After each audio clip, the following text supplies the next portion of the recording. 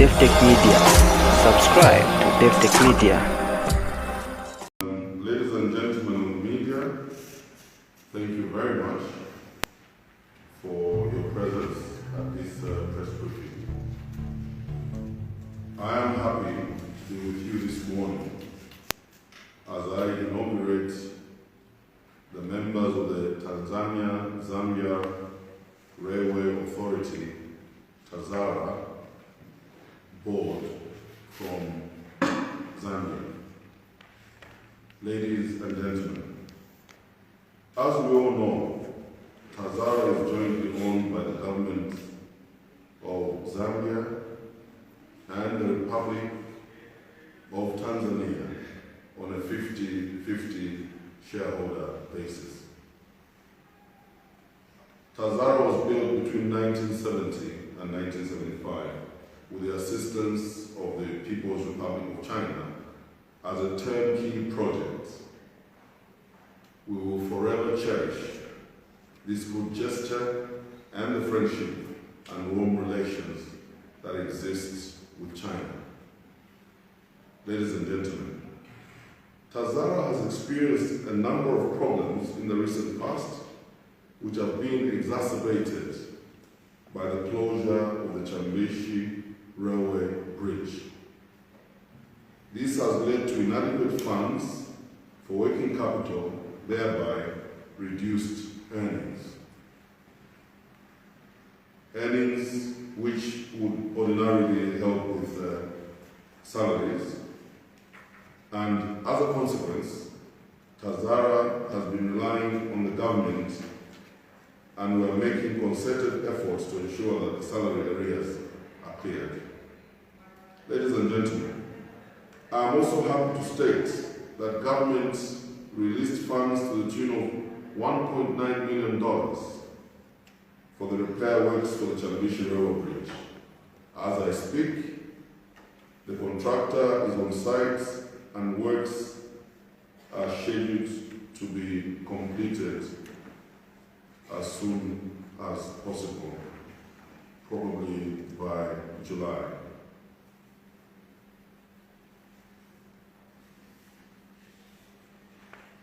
You may also wish to note that Mr. Hakainde Hichilema, the President of the Republic of Zambia, has taken keen interest on the Chambishi Railway Bridge and has since directed me to prepare a visitation to the bridge for him to appreciate firsthand what is happening there.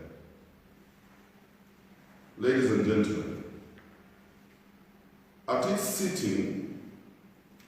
its ninth sitting of 2022, on the 3rd of May 2022, Cabinet did approve my proposed 3-member new board of directors for TAZARA after the dissolution of the previous board in October 2021. In exercise of the powers vested in me in Part 4, Section 11 of the TAZARA Act No. 10 of 1995, I hereby announce the new board of directors from the Zambian side as follows. I have appointed Mr. Frederick Mwabusaka, Permanent Secretary in my ministry, the Ministry of Transport and Logistics, as board member. I have also appointed Mr. Museba Tayali, Assistant Director, Ministry of Finance and National Planning, as the other member, together with Mrs. Irene Mwamba, Senior Manager, KPMG, as the 3-man board members from the Zambian side to join 3 other board members from the Tanzania side. Ladies and gentlemen, the board members for TAZARA were carefully selected in order for them to utilize their expertise to help the institution operate more efficiently. To you, the newly appointed members of the board, much is expected of you, and I have no doubt that you will execute your duties to the best of your abilities. And allow me at this juncture to congratulate you and wish you God's guidance. I thank you.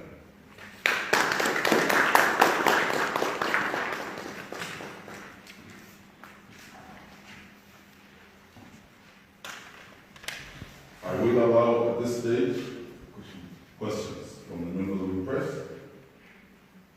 Those of you that have been calling me on phone, now is your time. Yes, ma'am?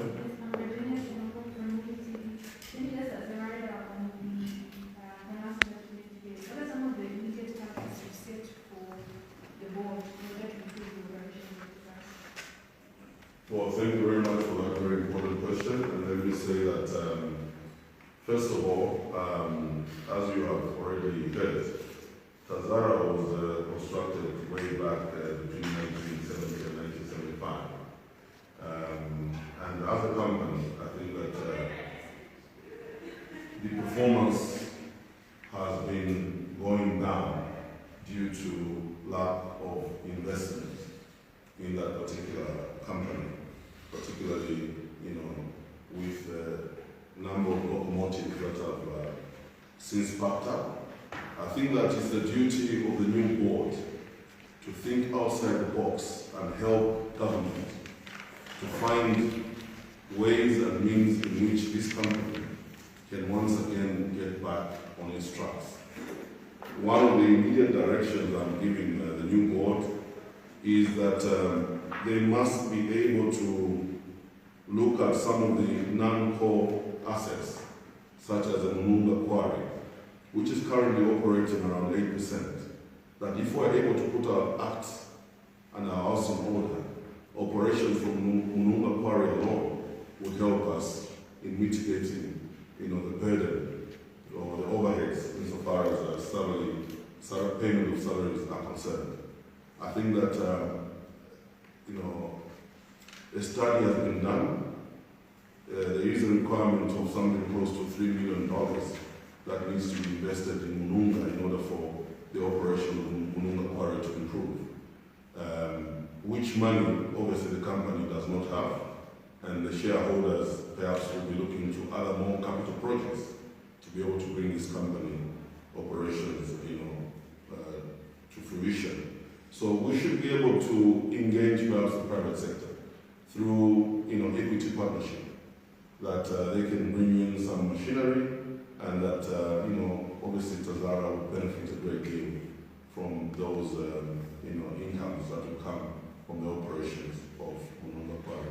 I think that basically is to be able, as we have seen, I've got the peers from this ministry, Minister of Transport, with a senior officer from the Minister of Finance, so that we will have first-hand information as to how badly the company is performing, and that we have two key members on this board that should be able to help government make decisions going forward. We want to sort out the salary arrears issues once and for all. And allow me to take, this opportunity to address the workers at Tazara who have engaged in an illegal strike, that basically they are pushing an open door. It is a policy of this administration and my ministry that we are doing everything possible to address their plight, and that obviously their plight has been made worse by the damage to the Chambishi Bridge, which completely crippled operations on the Zambian side, as the train could not proceed beyond Kasama, that it has to terminate at Kasama. And this problem, we are all aware, was caused by obviously a reckless locomotive driver together with his assistant, and that out of the recklessness of these two individuals, hundreds of other workers have had to suffer. Now, it is no fault of this government, and therefore, let the workers cooperate with government as we seek lasting solutions to their problems once and for all. So this is a clarion call to them that government, perhaps as early as next week, maybe doing something amidst the tight fiscal space, we consider Tanzania workers as a priority in order for them to lead normal lives. So I urge them to call off their strike as government continues to look for solutions to end their current problems that they're facing.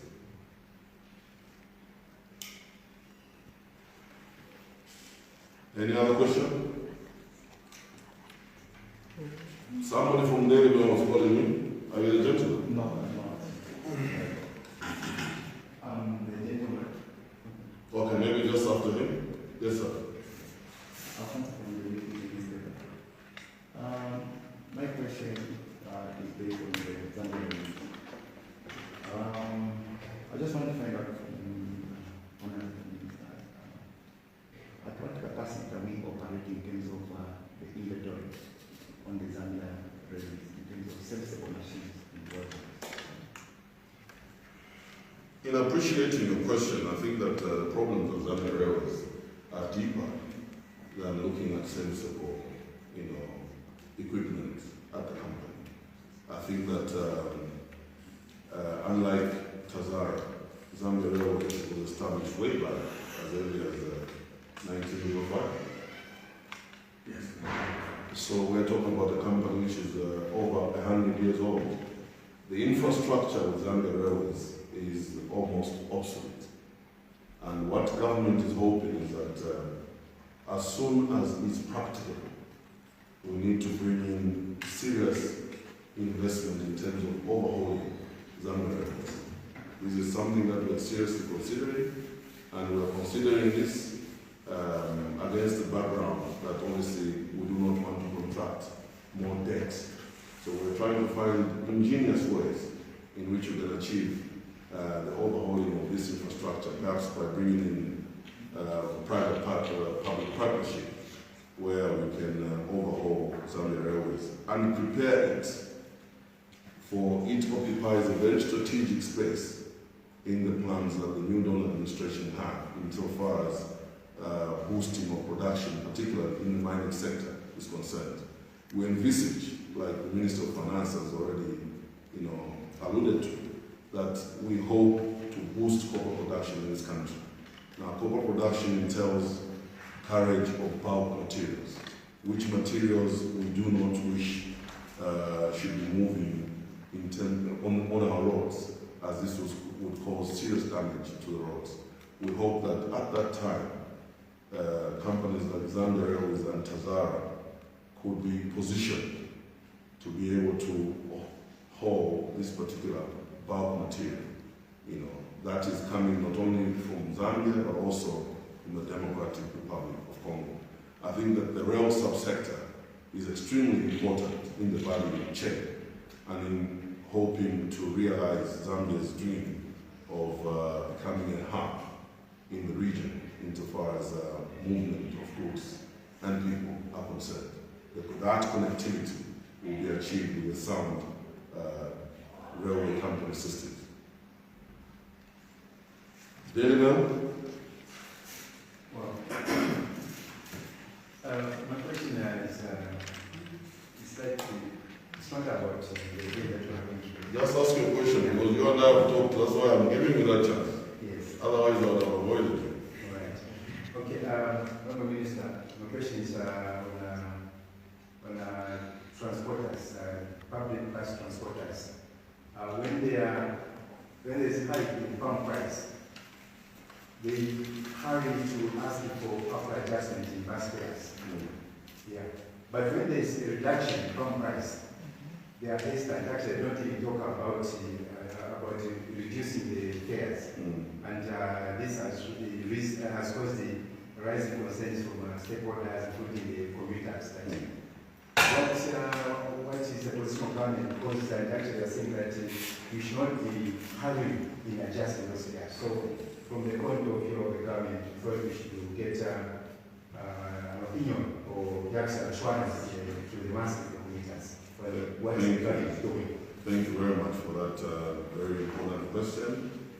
And in answering your question, let me say that government, through my ministry, the Ministry of Transport and Logistics, operates through the Road Transport and Safety Agency, which agency is tasked with the responsibility to bring stakeholders on board whenever there are price and fuel adjustments. That RATSA, through the Commuter Rights Association of Zambia, Passenger, Pedestrian and Cyclist Association of Zambia, Bus Owners and Taxis Association of Zambia, they convene to discuss each time there is either an upward or a downward adjustment. Even in this recent case that you've been referring to, of the downward adjustment and how that may not have resulted in downward adjustment of fares, RATSA did convene this stakeholders meeting and it was agreed. They have basically agreed as stakeholders, looking at the sort of margins of reduction and the margins relating to petrol and those margins relating to diesel. Now you will appreciate that most of the equipment that we're using in transporting our passengers and our citizens across, within towns and across towns, most of these are operated by diesel. If you look at the adjustment that was done downwards, it was a very, very meager sort of adjustment, okay? Which, as the stakeholders sat down, they realized that the margin of reduction of fares would not actually be significant, and that is why they opted to have left them, particularly for inter-town transport, the way they were, that they would be insignificant. But when you look at those between cities, intercity, those have attracted a downward adjustment. So, as a ministry, we do know and we do appreciate the role that RATSA serves in bringing the stakeholders together.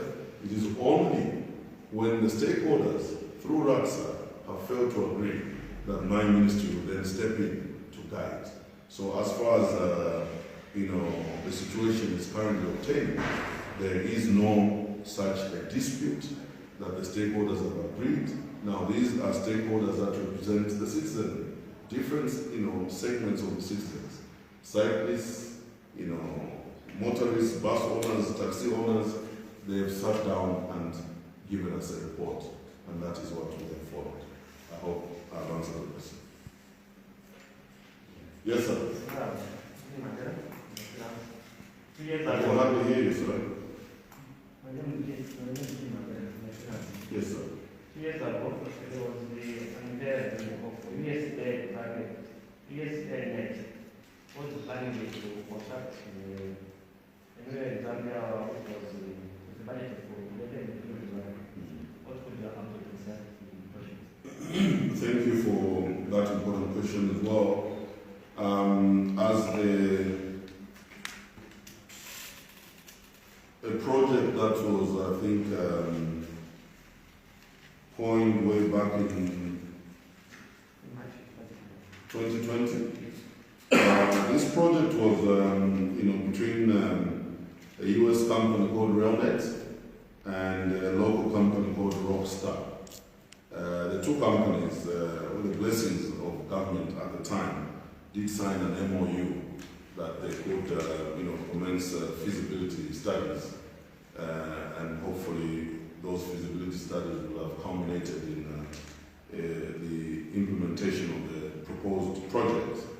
Unfortunately, the records have shown that Rockstar, the local component, somehow had pulled out of this particular memorandum of understanding, and that the US company RailNet did not have any objection to that, so it appears that it died a natural death by mutual consent of the parties. And so that project is no longer on the shelves as we speak. Thank you very much. Yes, sir. Many Francis, I read was on the report. I wanted to find out the performance of Museba in the family response. Is government happy with this performance now, or there's some other issue that needs to be put in place for you to satisfy your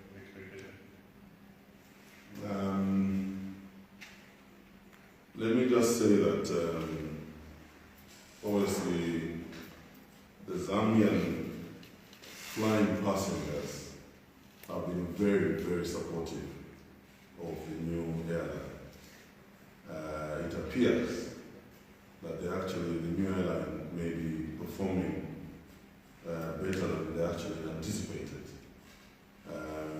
They have since, as you may be aware, brought in their second plane ahead of schedule due to the demand that they have received and the support from the Zambian people. They are scheduled to bring in a bigger third aeroplane, perhaps by next month, unconfirmed reports. So, without saying much, insofar as their books are concerned, the reports seem to indicate that they are doing quite well, and we can only wish them well. They have since also, I think, brought an element of competition with other existing airlines in the country, and I think that ultimately it's the Zambian flying passengers that stand to benefit. We are monitoring the situation. There is no party that is receiving favorable treatment over the other, and I think that is the role for this ministry to play as a neutral, organ of government to ensure that there is fair play out there and that we do not kill the existing airlines which have saved this country since the demise of the original Zambia Airways. So we hope that the sector, we hope that we can actually, through Zambia Airports Corporation and the Civil Aviation Authority, do more to spur more growth in this particular sector, which is much, much needed when you look at the critical role that it plays in promoting economic development in any country. Yes, sir. Perhaps the last one? Yeah. Honorable Minister, the status of certain laws that this must be desired now on my question is arising on the status of the structural instrument which was signed to compare mining companies and any other firms transporting bulk cargo to transport via the rail.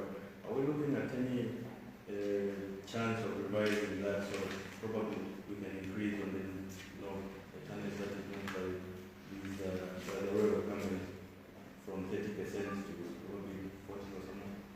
So here's the deal. I think that the way these things work is that even as we promote haulage of bulk materials by rail companies, what is important is to ensure that there is capacity building on behalf of the rail companies. We have an economy to run, and that this economy must run efficiently. So this is why we're talking about revamping the railway companies so that they can play their proper role, that they should be able to move goods from one place to another between, say, Ndola and Livingstone in a reasonable time.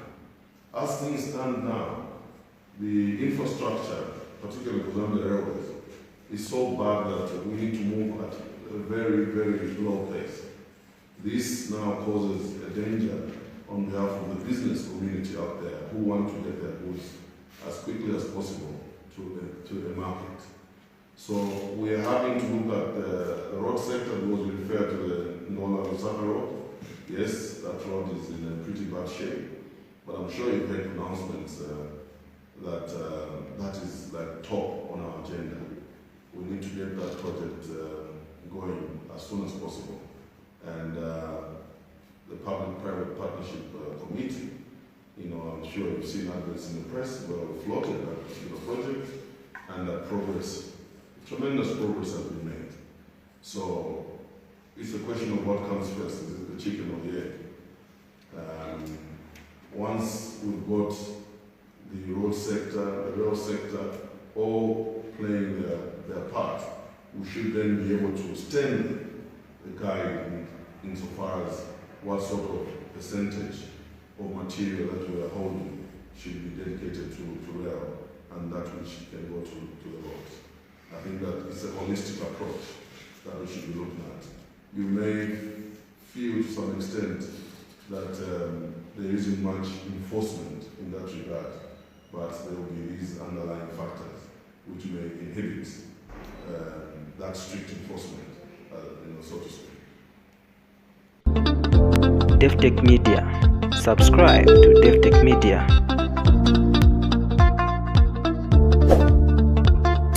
Davi-tech-media. Subscribe to Davi-tech-media.